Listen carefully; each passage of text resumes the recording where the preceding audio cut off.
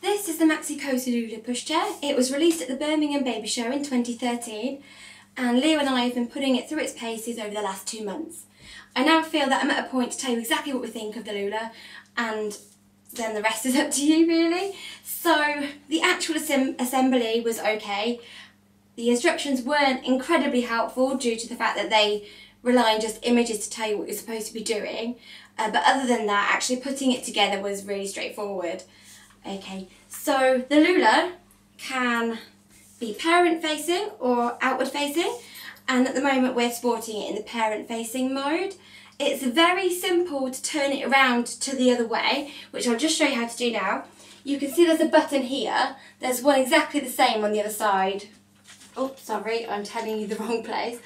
Okay, it's these buttons down here, and there's one on the other side as well. So if you simply push those in, lift it up, that just takes it straight off, and then you can simply drop it in. It does go, it's just finding the right holes. Right. You can always guarantee that when it comes to showing people how it's done, I can't do it. There we go. So it's in now. It's a lot easier than I made it look, I assure you. It's just locating the actual lineup on the frame. So that's it now in forward-facing mode. I'll now show you the hood. It's a reasonable size all on its own, but there's actually a zip on one of the sides here that makes the hood expand into a bigger sun canopy, which I have found perfect for when Leo's asleep and we're out and about and the sun's in his face, or the rain's beating down, as we do with our typical British weather in the summer. So that's the hood. At the back we have a really useful recline feature, which simply requires you to squeeze this and pull it backwards. It reclines completely flat, like so. So if you've got a newborn, you can use it from the word go. And then there's different positions, so you can have it somewhat reclined, or you can have it on the normal position, which is just upright. You have the 5-point safety harness, which is pretty standard with all strollers.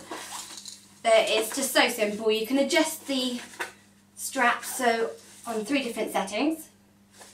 We've currently got it on the bottom, but I do need to adjust it so it's a bit further up for Leo.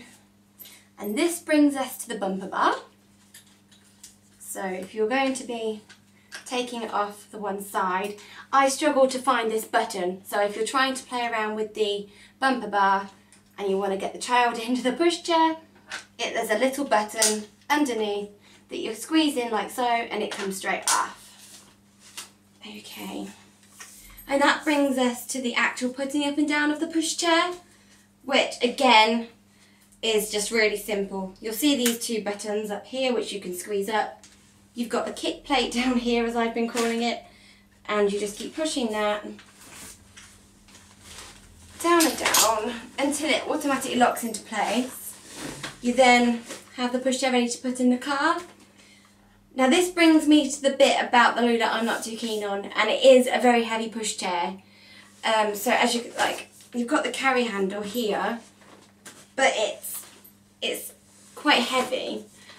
So I'm not a fan of carting it around, and it doesn't fit in the boot of my 206.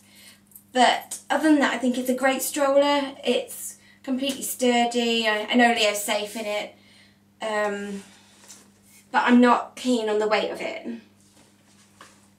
But then if you want to see how to put it back up again, it's again these 2 buttons here. That releases the frame. Kick down on the plate and you're ready to rock and roll again. So in that respect, it's really easy to put up and down. It's just the actual storing of it, I'd have thought, because I can't really keep it in the car, as I've got to keep it in the back seat and I lose a seat that way. So I've been keeping it in the house, as it doesn't fit in my boot. So everybody, this is the Loola.